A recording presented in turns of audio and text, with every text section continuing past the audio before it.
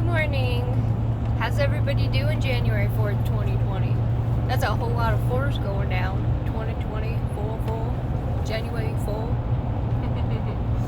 As I make this video, we have Moon and Taurus crossing over Uranus, bringing a zapping revolution to our emotional bodies for higher quality, to set into play the themes that are about to go down with Saturn and Pluto. You know, I'm not really a person that plans, but yet I always have like an objective goal and I'm working towards it day after day after day. All of this energy crossing through the South Node has totally brought up themes for me of like comfortable shoe, and I like at one point I was like, oh shit, am I slipping back into past? And it's like, no, I'm totally not. Because at times you've got to spend time in that South Node so that you can remember the lessons that you've already gained there. There's wisdom, there's personal development that's been in that South Node area. So it's literally a matter of, if you find that there has been themes popping up and you're like, you know, reading, don't go back. As myself, I've been pushing that also. Sometimes you've got to remember why you were there so that you can flush it goodbye for once and for all. So it's okay, just don't stay there. I personally need to feel the gut instinct or hear the voice say go now in order for me to make like a solid move. And ooh, look, I've got my eagles out this morning. We're totally flocked over. So this tree every morning is full of eagles. This morning we've got one.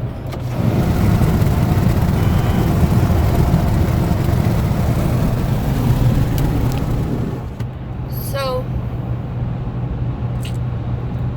eagle spirit, like spirit has your back, soar above the storm. You've gained your focus. Mars is now in Sagittarius, ready for aim.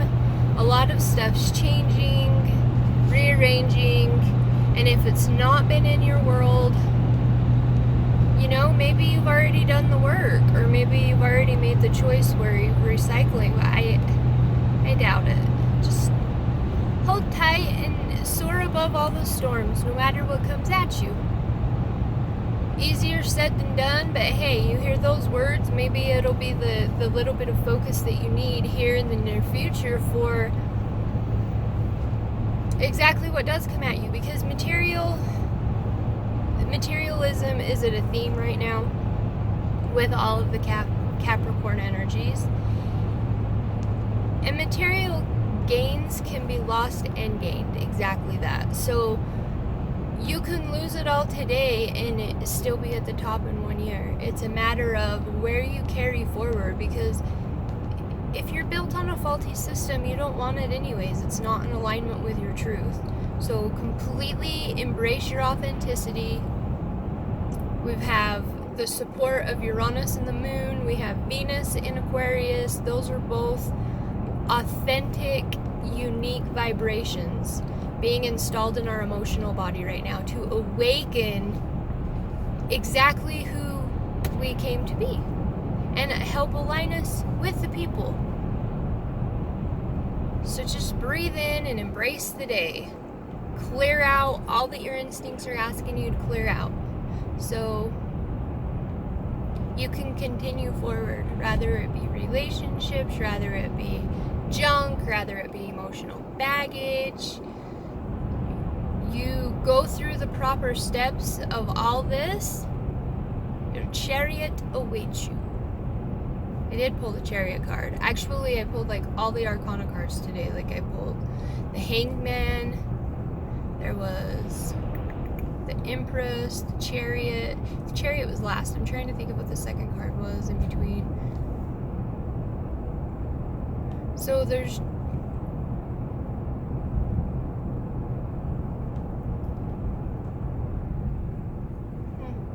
anyhow, thinking back doesn't.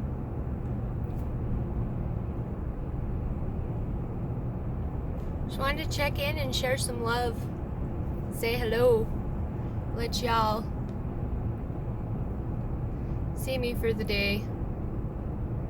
And let you know every one of us is going through changes and shifts somewhere. I'm aware my Capricorn energy for me personally sits in my 3rd house. If you run me as Virgo, it goes to my 5th house. So there's some relationships and groups of people shifting and changing in my world. There's higher knowledge and there's changes coming through. It's a good thing. Even if it's not, it is. It's like the other night I was talking and they were talking about Jupiter and Capricorn and Jupiter return, and it's like, well, my first Jupiter return, my mom died. But in the long scope, it was actually a very treasured blessing because the wisdom and the strength that was bestowed beneath my feet and in my heart from that, like, that's the type of blessing that you just don't get. That's like, that's a great amount of strength that comes forward from something like that. Oh, Magician. Magician was the second card. So it went Hanged Man, Magician, Empress, Chariot. And I'm actually born on the day of the Magician card. So, fun. You need to do cutting cords and forgiveness in order to get the Magician, is how the order of that went. So where is it that you need to release and forgive in the past so that you can recreate and become abundant to fertilize your goals and where it is that you're desiring to go, and you get to soar with Spirit because Spirit has your back. Yeah. So keep going. Feel this moon shifting energy, like literally in the last minute or 10.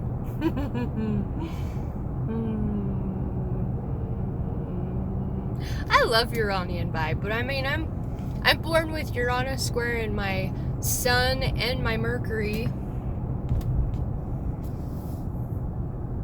and I'm an 11th house Virgo. So yeah, I kind of have my own unique Uranian vibe I'm instilled with. I like Uranus. She's such a freak.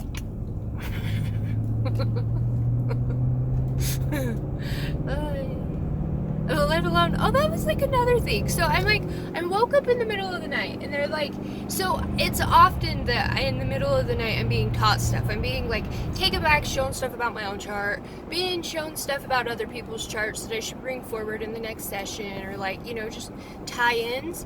And in the middle of the night last night, not only am I like being ran through the old cycles and pulling plugs and moving stuff around, you could almost say like moving stuff around on the grid, but like I'm going in, I'm rewiring, I'm rewriting, I'm deleting and redefining certain areas, and through all that it comes forward as a reminder that I'm born with Mars squaring my Sun and Mercury. And it's like, well, I already know that, but that was just a lot to lay in bed and kind of reprocess as Mars is approaching my natal home, and I will be having my Mars return when this Saturn-Pluto conjunction goes down, because I'm a 6-degree Mars in Sag. So that's kind of interesting. Not really, but a little bit.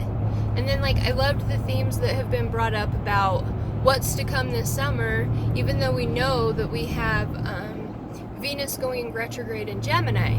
Well, if you take the dates back to 2004, Venus retrograded in Gemini. 2004, I got a divorce. And met who, you know. Then you go to 2012, Venus went retrograde in Gemini. 2012, went through some more shit. And then now, Venus goes retrograde in Gemini again with the North Node. So, looking forward to see what's coming this year, this summer, after all of this. It's like, I know what goals that I can put into play and where I'd like to go, like I already said, but the difference is, and I'm sure it has to do with me being a solar manifesting generator, but I cannot make myself do an action until I feel it. Like, I literally have to feel it or be told it. So, as for me right now, every day I'm steady showing up, I'm doing the works, you know.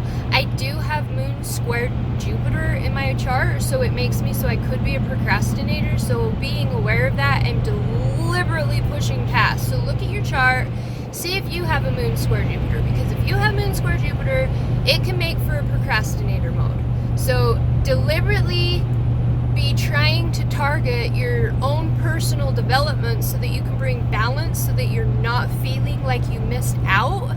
But at the same time, know that not everybody's cycle is going to be exactly on the same time. Like, not every single relationship is going to be broke up in January and by January. And if you're not broke up by January and you're just allowing it to play its theme, I truly feel that by the end of this next year, like, and Venus retrograde, that the works are going to be done for how it's meant to be.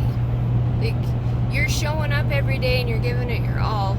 It's just going to slip into play.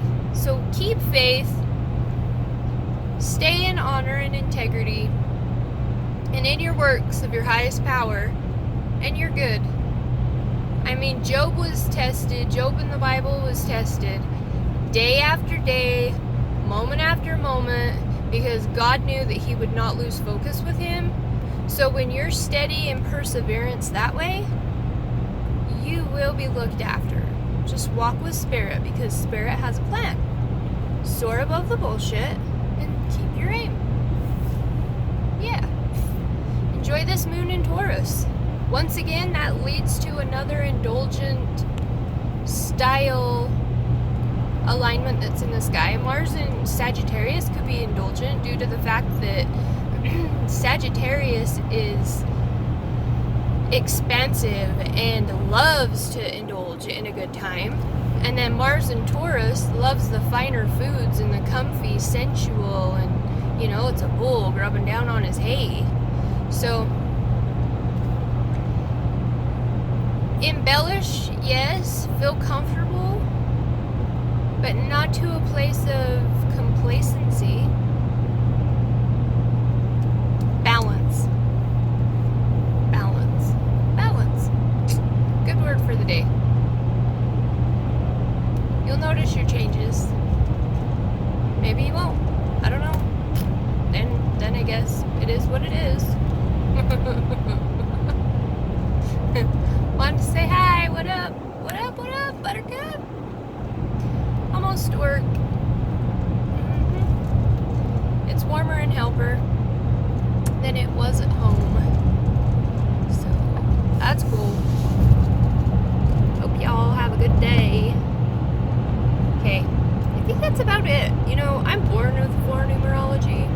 Unorthodox change, yet remaining stable. Unorthodox is a good word.